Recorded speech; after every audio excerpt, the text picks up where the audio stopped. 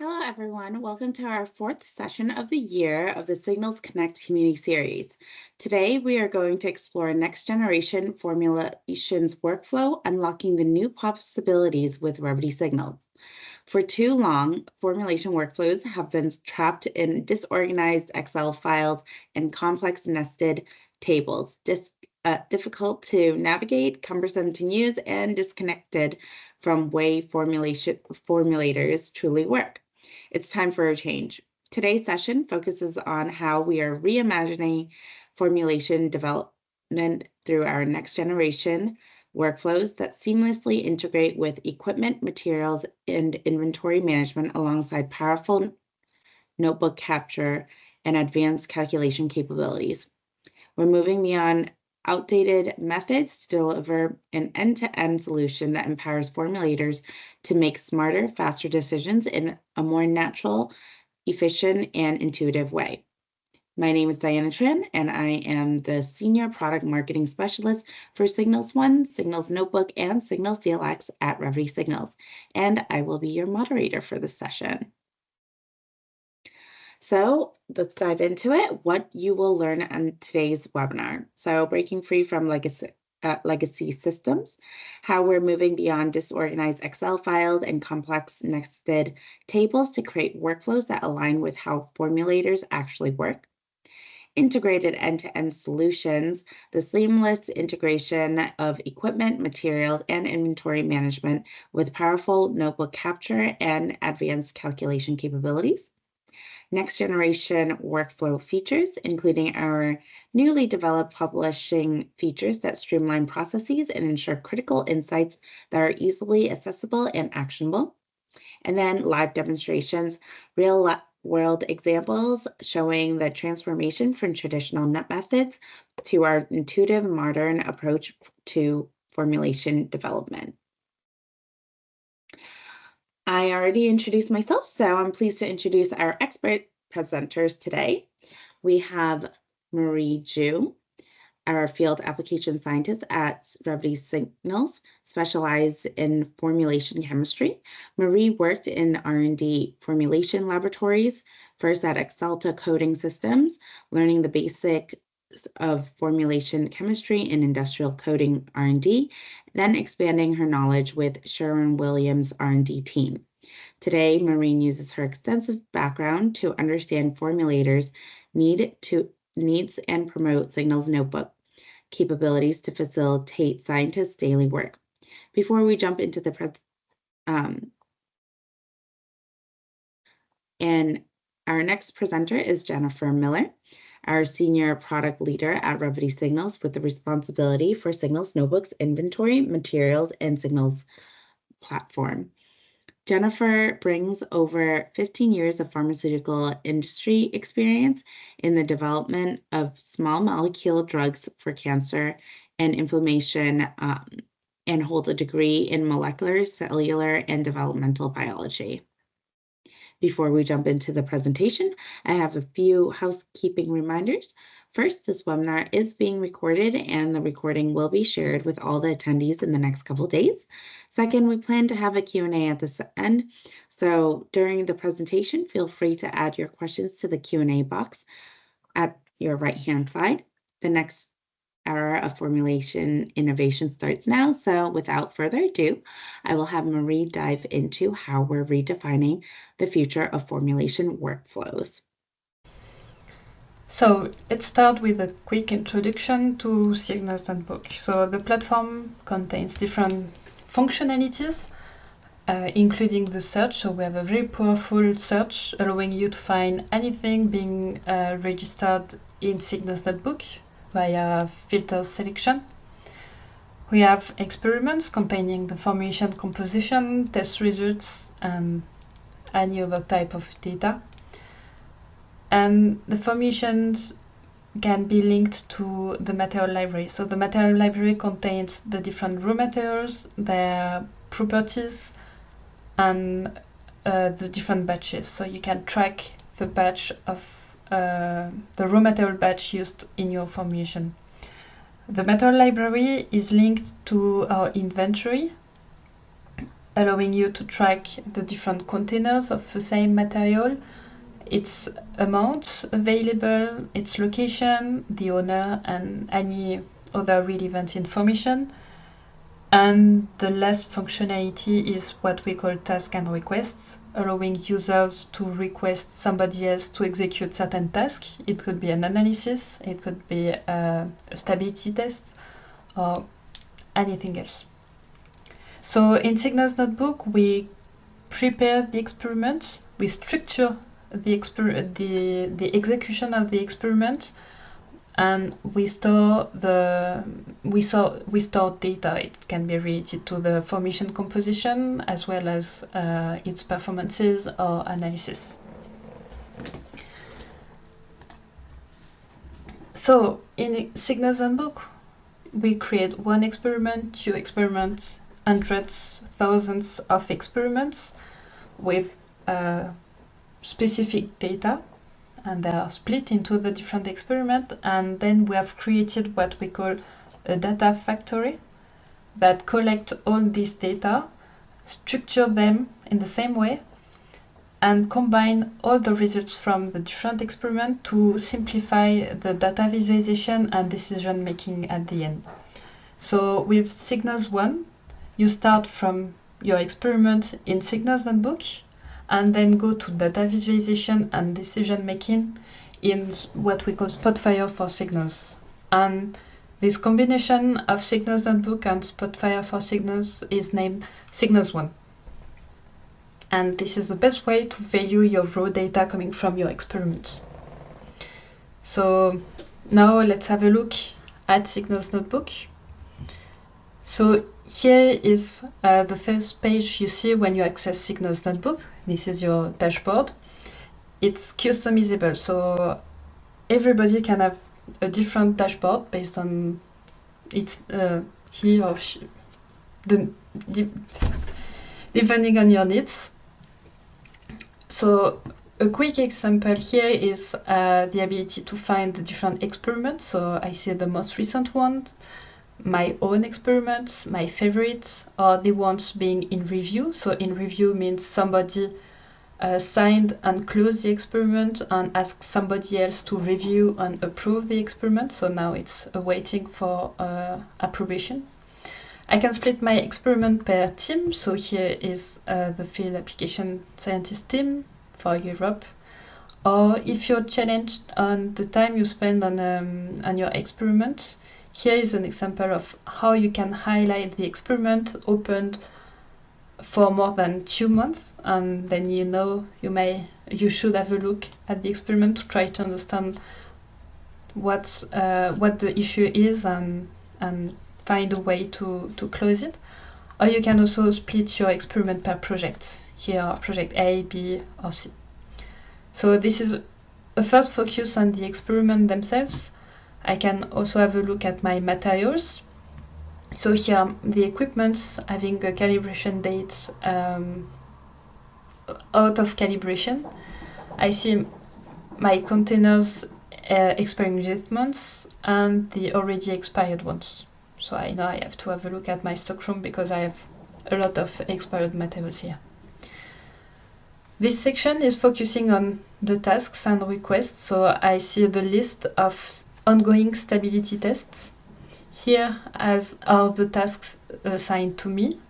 And here are the stability tests ending this week. So I know that if I see a task here, I should take some time this week to have a look at the samples, make the corresponding analysis, and make a report. From a dashboard, I can click and see my experiment. If I don't see the experiment I'm looking for on my dashboard, I will make a search. So now let's go to the search. And we have different options to make a search. So the first one is as the text search. If I type formation, I will see all the elements containing the word formation in Signals Notebook. So here are the search results, and I see a variations table, an experiment, a table, a text area, etc. So there is no distinction between the different type of entities. It is a good option, but as you see, for formation we have more than 1,700 results. So we can also use the search filters. My favorite one is the filter name type, where you can define the type of content you're looking for. So here are all the elements available in Signals Notebook, and you can define if you're looking for a text, a table, an experiment, a project, or anything else. So I will focus on experiment, and you see that we have more than 3,000 experiments in this system. Then I add more filters, so I can scroll and search for a filter, or I type its name, like department, and I say I want to see all the experiments related to department A. I can change to the checkbox to select department A and B, or only department A. I can add as many filters as I want. I can add them from the search filter selection, or I can add them from the results. So if you see here, there is a rectangle appearing, and then if I click and select me as a creator, the system will add a new filter and show me all the experiments I created. And then if I add more filters like the project type, I reduce the number of results to 28. So in 1 minute, I started with 3,000 experiments, and now I ended with 28 results. So it's a very good and very powerful tool. If I often need to make the same search, I can register my search as a bookmark and then switch from a bookmark to another one, and the system automatically updates the filters and the search results.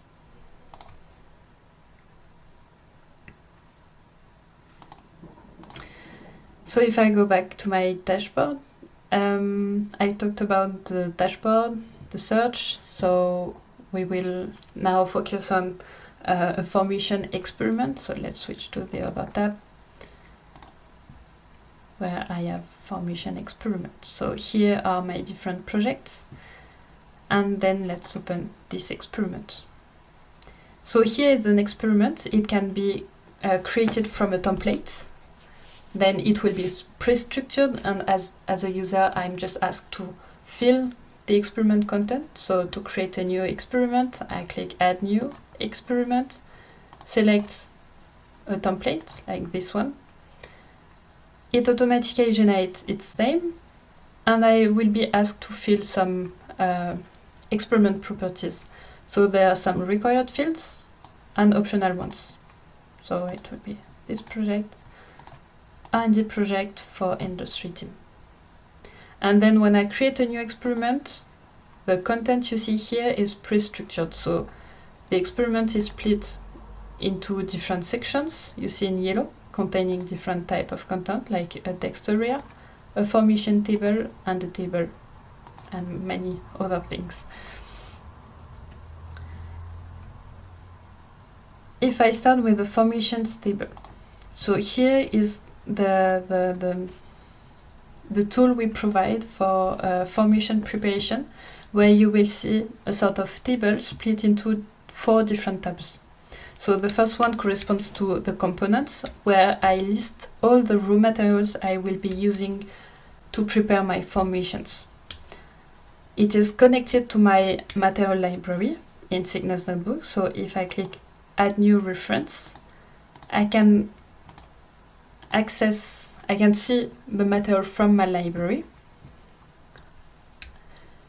And if I select a new material, it will be added to the list with the corresponding batch number, and then it automatically imports information from the material library into my formations table, like the trade name, the function, the pictogram, supplier, percentage solids, and any other relevant information. As it is In Signals Handbook, everything is customizable. So what you see can be adjusted and adapted to your needs and adapted to your different teams and different projects.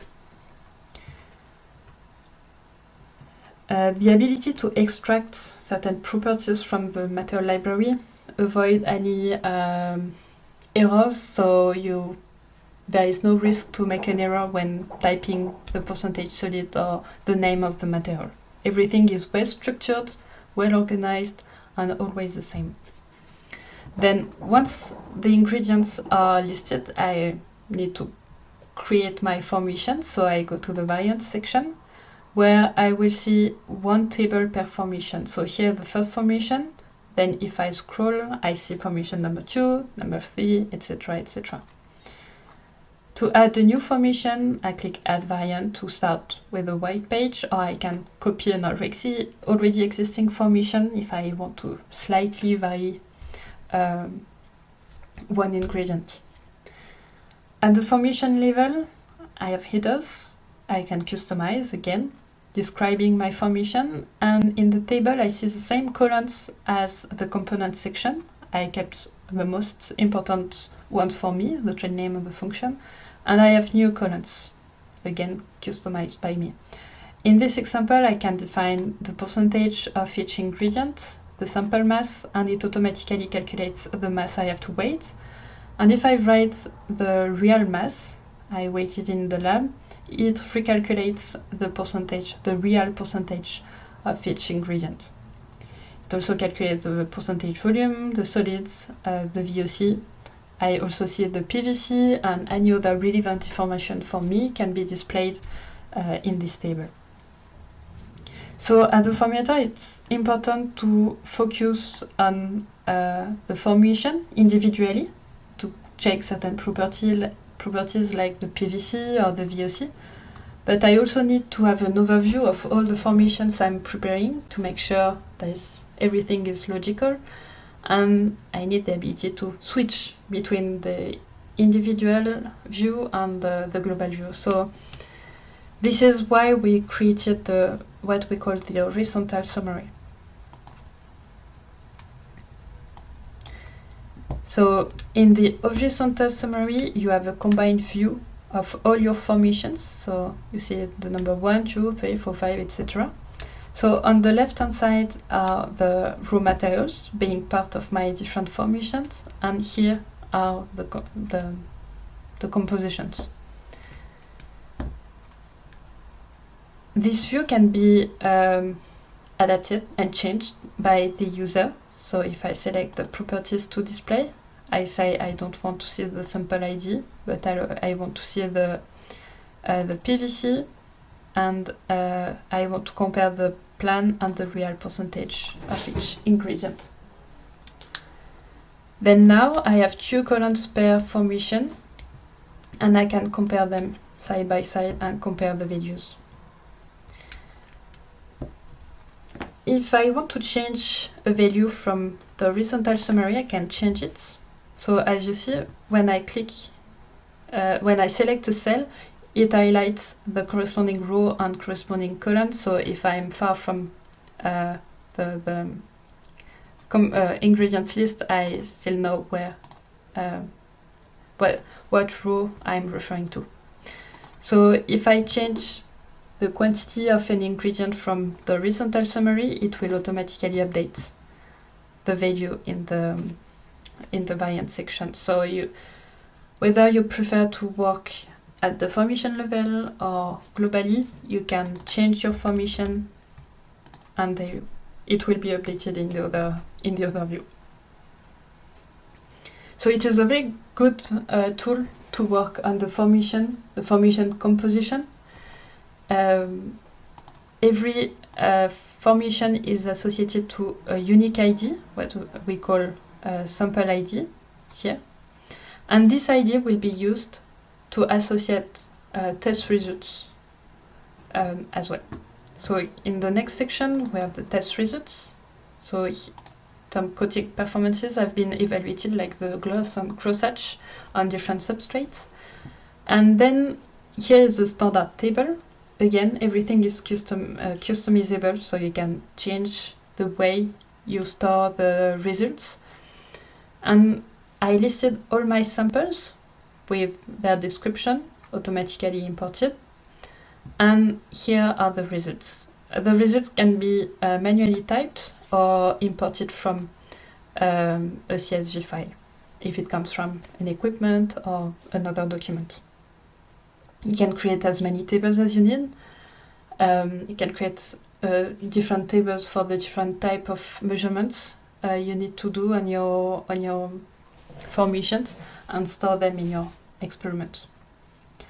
From an experiment, I can add text, tables.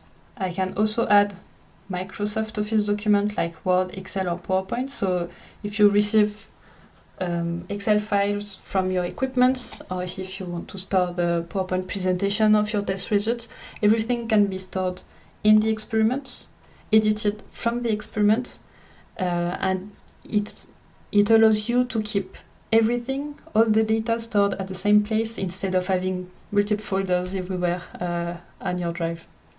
So everything is here. You can also collaborate with the comments section where you can mention a colleague who will receive a notification and will be able to answer your comments directly in the experiment. From my experiment, I can track the history of who changed what in the experiment, and I can also sign and close the experiment. Once closed, the edition is locked and the experiment becomes in read-only mode.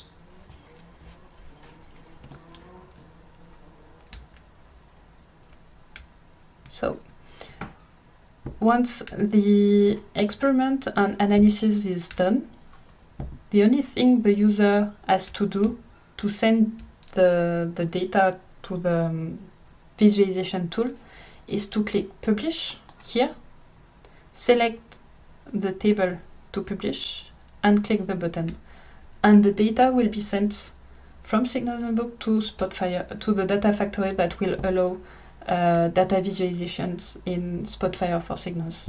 So it's very quick, easy to do on the user side, and it will add a lot of value to the data because they will be combined to all the other results from different experiments. So at the project level, I can see here 2 projects, and then this section allows me to track project informations, can describe, store meeting notes, and analysis. So here is an analysis of test results from the experiment you've seen. I talked about this first experiment.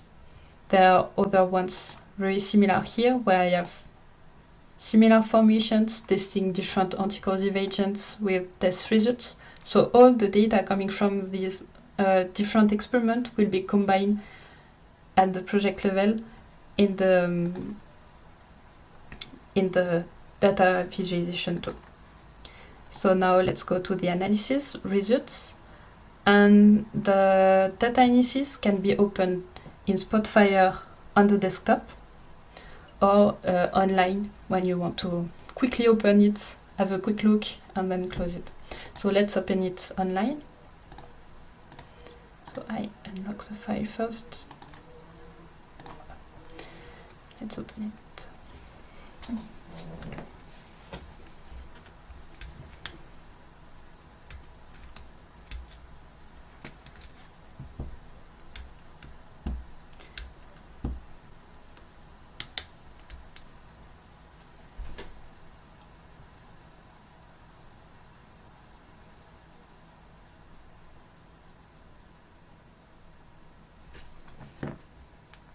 Here we are. So in the first section, I have an overview of all my experiments. So as you see, we have 35 formulations coming from 5 or 6 experiments. And I can quickly see the different compositions what ingredient vary from a formation to another one. So I ask the system to show me the quantity that changed from a sample to another one, except it for water, as it is the solvent. I can see the formation properties, so they are calculated properties with a color coding from the best to the worst value in terms of price and VOC. And we can also see the test results done on the coating. So let's switch to the coating analysis, where we can compare the formations side by side in terms of gloss at different angles and the dry and wet crosshatch. So I see the raw values, but I also make some visualization where here I see the influence of raw material quantity on the dry crosshatch. And for example, I see that this ingredient increases a lot the dry crosshatch. Or here I see that this ingredient seems to reduce the gloss of my paints. So I can combine raw data with color coding and visualization and compare my ingredients on the same graph. It does not take me a lot of time because all the data are structured and combined together. So I select the property I want to compare, and it directly shows me the analysis of my ingredients. Here is a simplified view of my formation composition. So it hides all the constant ingredients and show me only the ingredients that vary from a formation to another one. And if I have defined specification, I can say I want to see all the formation having a dry crosshatch higher than 2, and the gloss must be higher than 65%. And then I have selection of the best candidates that fit with my specifications. And those candidates will be prepared again, and corrosion testing will be done on those candidates, and the other one are stopped. So the next phase was the corrosion resistant testing on those 15 candidates. Then let's switch to this view, and the complexity of the corrosion testing is when we need to compare different properties like the blister, corrosion, creep value, and we have a lot of amount of data with multiple measurement points. We need to make the average, etc. And it's a good way to simplify the view. So let's start with a creep of 30, where I can see the detailed values, all the measurement points, the average, and the other properties, a graphical view. And again, if I have specific property I expect, I can define a max creep at 15, and it shows me the good and bad candidates. I still compare the influence of the quantity of an ingredient on the corrosion results. So it has combined the formation table with the corrosion test results, and all the data are in the same table, allowing me to make this type of comparison. If I select a point, I can see the corresponding formations and the quantities of this ingredient and the corrosion results in the visualization piece. Here it shows me the quantities of each anti-corrosive agent and the total amount for each formation. And then if I select this formation, I see the corresponding results. So it allows me to quickly and easily analyze and find the best candidates and make the best decision for the next steps of my project. So once I've identified a good candidate, let's say here, let's say the sample number 19, I can generate a sample report. So I'm often asked how to create a report for sample testing. This is what we have here. with this page where I can write the name of my sample, and it shows me the corresponding, the calculated value, like the price, the VOC, the solids, its composition with the pictograms, the coating properties, corrosion performance. I can write my own conclusion and then print the report.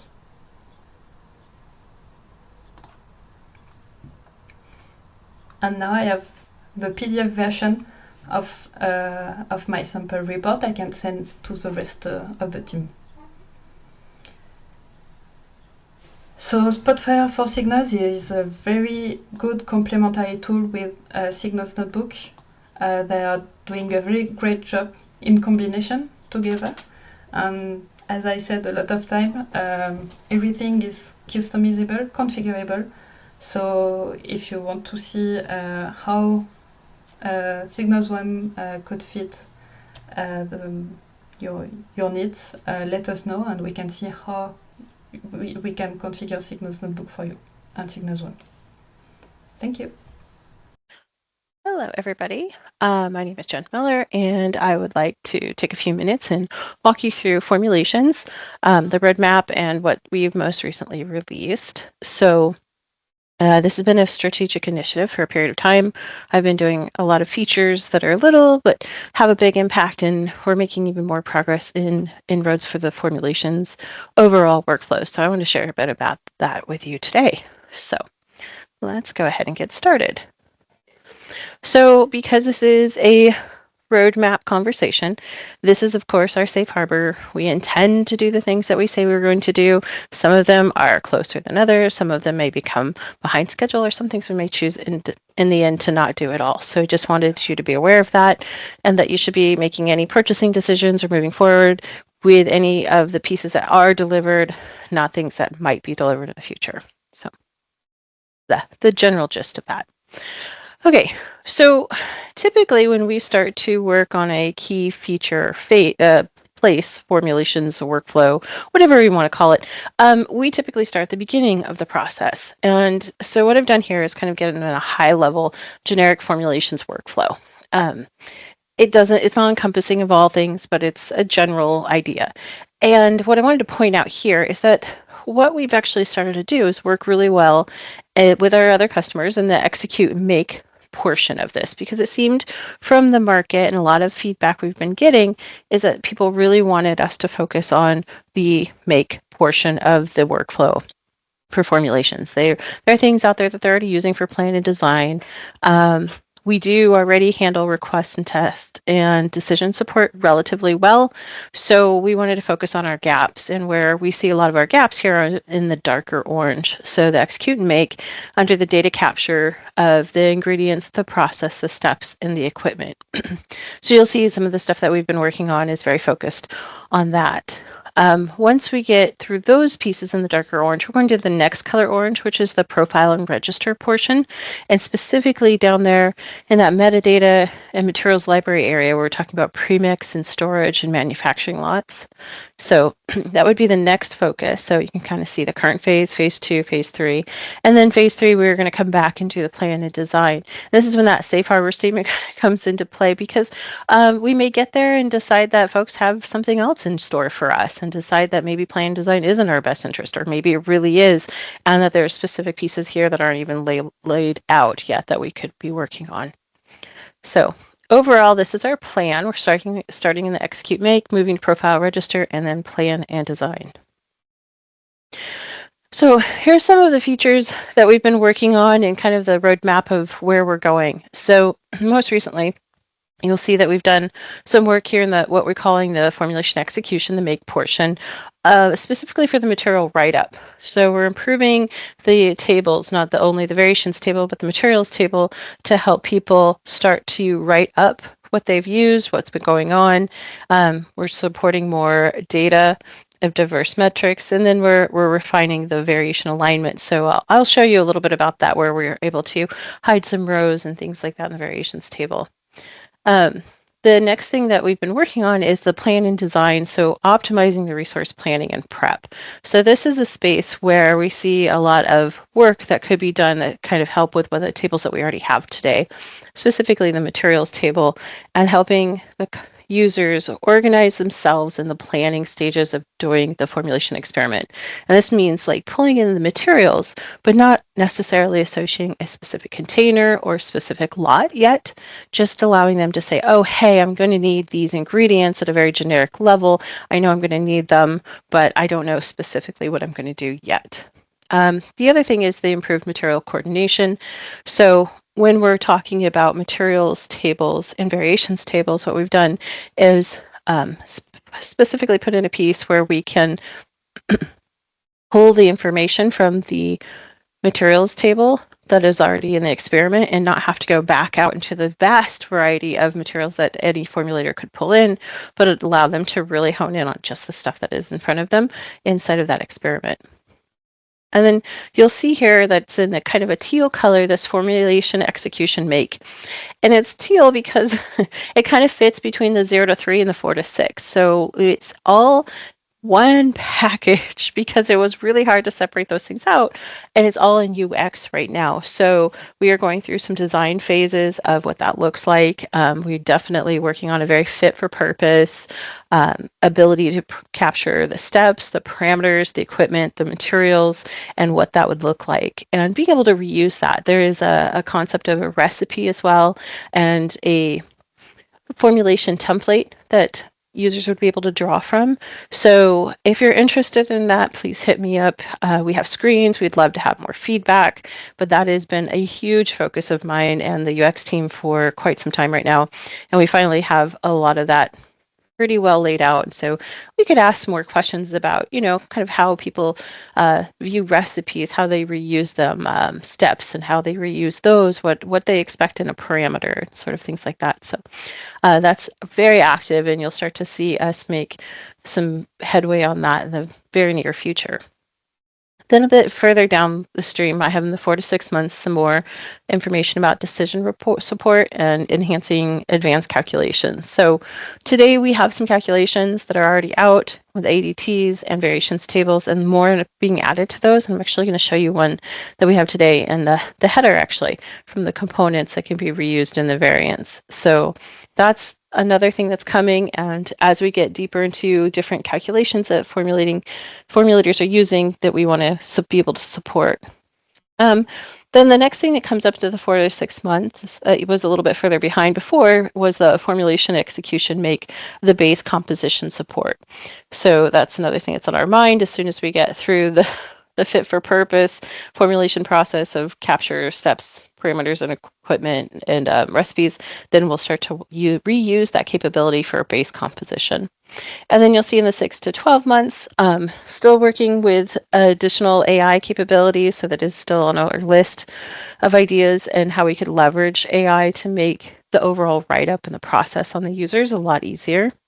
And then continuing into the streamlining of the material inventory tracking. So we want to expand the material libraries to better handle formulations and different types of formulations. So when I get to that phase, I will also be asking folks to speak up and let me know what information and what things make their formulations unique. So some items that are here on our 12-month plus.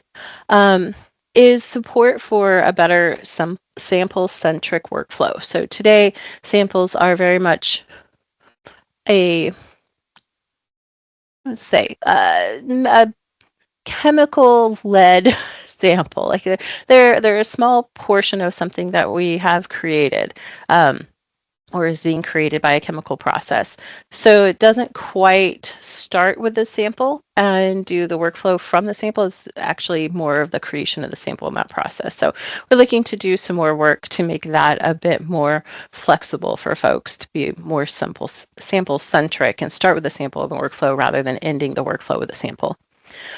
Deepen the inventory integration with the sample creation and consumption workflows. When we're talking about formulations, we can definitely do that for inventory from like the raw ingredients, the reactants, the starting materials, things like that. But we need to do that deeper when it comes to sample and continuing. When you think about like premixes, or you think about previous creations of formulations, how would that look in inventory? What would we draw from? How do we make sure that you're pulling the right premix, and making sure that that gets decremented appropriately. There's also this increased functionality in data capture tables. So you're going to see, as we need to, we'll be adding additional functionality to the tables. Like you've seen some of the work that Philip's done of like the move up, move down, calculations on the previous rows, things like that. As long as we need to support the formulations workflow, what does that look like? And it could be things that you're going to see in the not so distant future of like steps, reordering the steps, what that looks like. What does the data capture happen at a point? Like if I'm in the middle of doing a formulation experiment, I don't want to stop in the middle of my step and go back to my materials table. I want to be able to scan the container that I have in my hand right into that step and go ahead and say, oh, I want to decrement this amount from that container. And then the premix workflows, you'll see us talk about those as well, because I know that that is a big portion of what we do, is being able to buy things or have things pre-mixed. Where does that fit into the materials library? How do we pull that into the experiment? What kind of information do I need to bring forward from that premix? So is it about the lot number and the expiration date and the vendor, or is there more information that we need to know and we need to pull into the tables? So some pieces that we've recently released, you'll see that you can enter a material with a batch lot and select a container. So you get this new handy dandy little select a container option right here in the container ID that you didn't used to have before. You also have the scan barcode option as well. So you can also just scan the barcode of the container you have in your hand. It'll go ahead and select that container for you. But if you click the select the container, what it'll do is it'll put up the modal that tells you which containers are available and how much is available in each of those containers. Right, we also have this ability for the variants. So one of the things that came to our attention is that you may list all of your components in the formula, the variations table, and that's all well and good, but some of your variants may not need that particular component. And it looks a little strange to always have a blank row, but it pulled that component over anyways.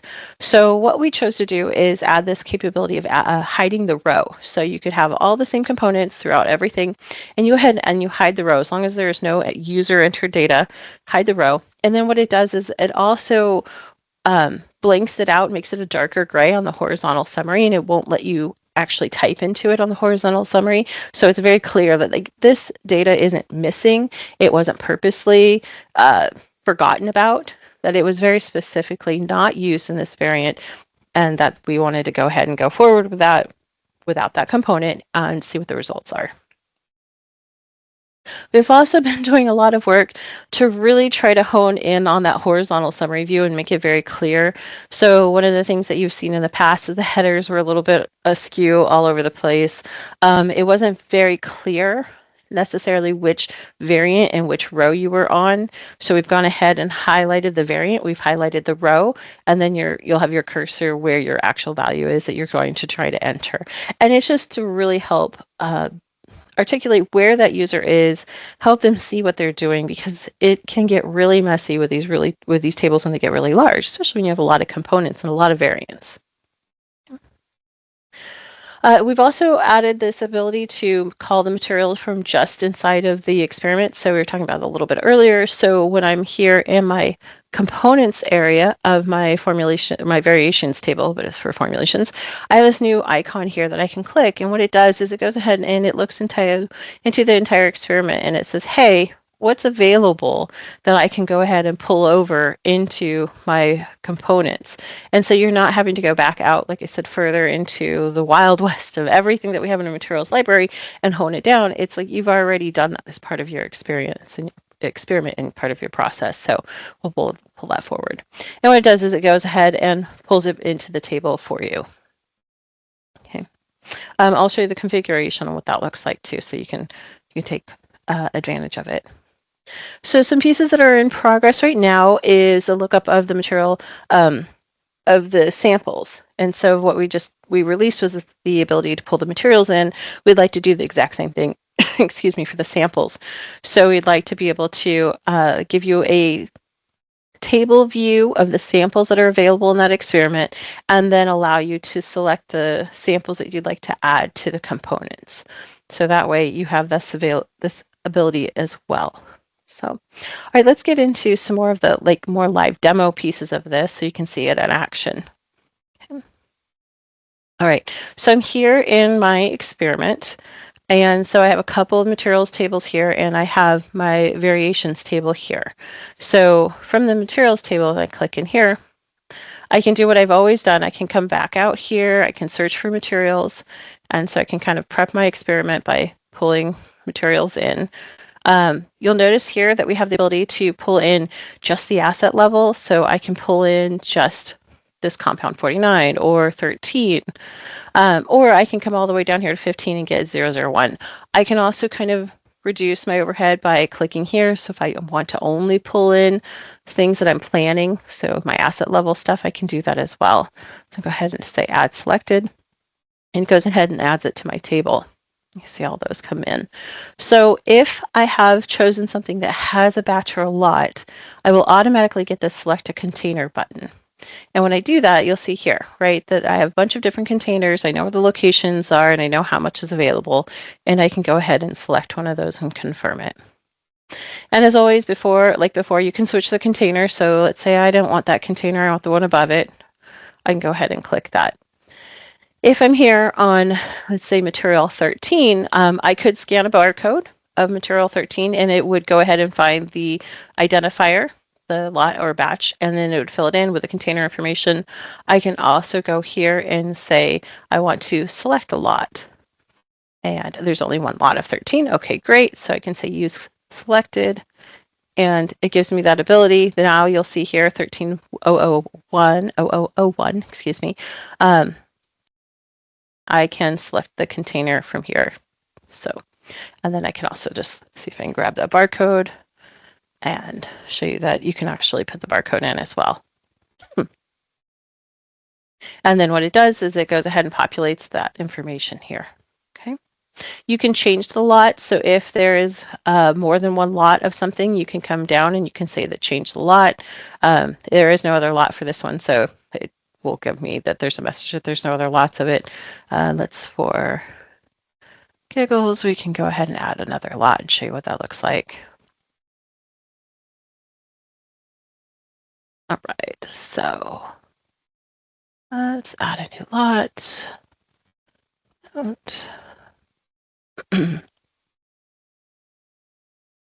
All right, okay, cool. All right, so now there's two lots of 15. So I can come here, change lot. It's going to do that search. It's going to find lot number 2 and go ahead and say use selected. And you'll see here 15 switched out to 2. And if I had taken an amount out of that container, it would have warned me and said like, hey, you can't do that. Or if you do, it'll go ahead and take the amount out of the container. You'll want to come back and set that inventory decrement to 0 if you didn't want it to take it out. So that's some of the pieces that we've been working on here for the materials table. Now let's go down here to my variations table and show you that here's our little button that we can select. So it's going to go ahead and pull all the RSNB numbers and the compound identifiers here, so I'm able to add those to my experiment. And I can say add that to the variations table. I've gone ahead and put a batch size here, and I'll show you what that looks like in a moment when I get to the other piece. So I can fill in. All right, let's go here to variants. Let's add a variant. Okay. All right. So let's go back and put some information in here. All right, great. All right, so we can add another variant here. So we'll have two variants that we can take a look at. Let's say in this particular one, I don't want compound 6. So I'm going to hide that row because I haven't put an actual amount or an actual amount with unit in there, the fields that I can type into. I can still go ahead and hide that. And then let's say, you know, for this one, I can hide this row. Okay. Now we go to our horizontal summary. And I can set the properties. Let's see. Okay, I want actual amount. Okay. There we go. All right, so you can see here the rows that I've hidden are this darker gray, so I can't actually type into them. You're seeing as I click, you can see that it's highlighting the variant and it's highlighting the row that I'm in. So if I put in an actual amount here, I can keep going. I can hit the tab key too. It'll take me across and it skips over the one that I don't want. Goes right on to the next one. Okay. All right, so let's go and take a look at some of the information that we have about the configuration. So some of the things I just showed you was happening behind the scenes. And let's show you what the configuration looks like.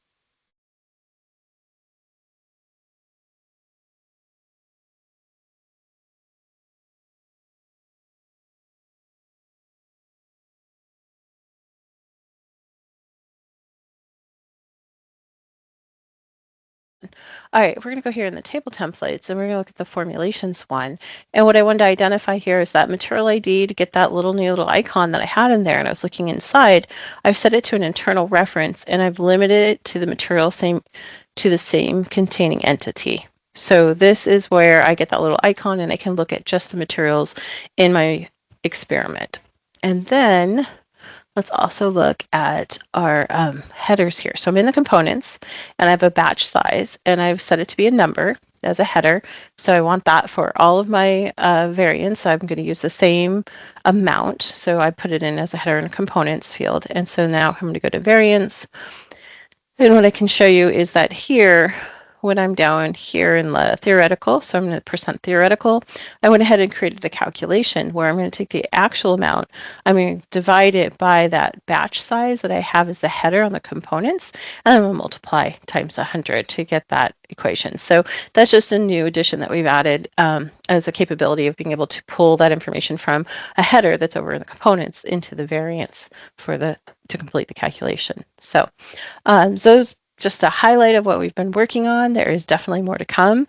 So I appreciate your time and I hope to hear from you soon. Thanks. Bye. Thank you, Jennifer and Marie, for showcasing these next generation formulations workflows to us. Now we have time for a few questions. And for the interest of time, some questions were already answered by the speakers, so I'll go ahead and voice that now. The question is, when using actual amounts in variance tables, will the system automatically calculate and decrement inventory based on what was in the experiment? So coming from Jen, currently the systems can calculate the amount used in separate columns, but the inventory decrement is still a user input. We're working on making this more automated in future releases, but for now, users need to manually confirm the inventory decrements. Going on to the second question, how do you handle incremental additions when you don't know how many you'll need, and can you manage the order in addition? So again, coming from Marie this time, great question. This is a common use case, especially for pH adjustment or incremental additions during formulation. You can now move rows up and down in the components table to adjust in order. For incremental additions of the same materials, like adding in pH adjuster multiple times, you can add separate roles for each additional, and the system will handle the calculations. This gives technicians a clear visual of when each addition occurs during the process. Another one is, can I add the same materials multiple times in different steps and have it sum correctly? Thank you, Jen. Yes, you can add the same material like pH adjuster in multiple rows at different points in your formulation. The system will calculate the individual amounts and can provide sums when needed. This supports real world scenarios where you might need to add the same materials at different stages of your process. Okay, and then it looks like I can see that we're running out of time, but I noticed there are still some great questions coming in through the chat. But don't worry, we'll make sure to answer all the questions that were submitted during today's session. Our team will follow up in the upcoming days with detailed responses to any questions we weren't able to address live today. Feel free to continue adding those questions to the chat even as we wrap up. Thank you. So thank you again for joining us today for, again, our 4th Signals Connect Community Series of 2025. As we close the webinar today, I'd like to share a few announcements with you. First, mark your calendars for our next Signals Connect session on Wednesday, September 17th. And did you like what you saw here today? We offer a wide range of educational courses from beginner to advanced, focused on our Signals family of products, so ChemDraw and Spotfire included. You can contact Stacy Fellows using the email that you see on the screen. And finally, we welcome suggestions for future presentations. If you have an idea for a presentation topic, please share the idea with us. Contact me directly using my email shown on the screen if you have any topic ideas or data sets. Thank you again, Jennifer and Marie, for co-presenting with me today and sharing the latest innovations in next generation formulation workflows. I think these new capabilities are really going to help formulators break free from legacy systems and work more efficiently with their formulation data. We will share out the recording in a couple of days again, so watch out in your inboxes. This concludes our session for today. So have a great day, everyone. Thank you.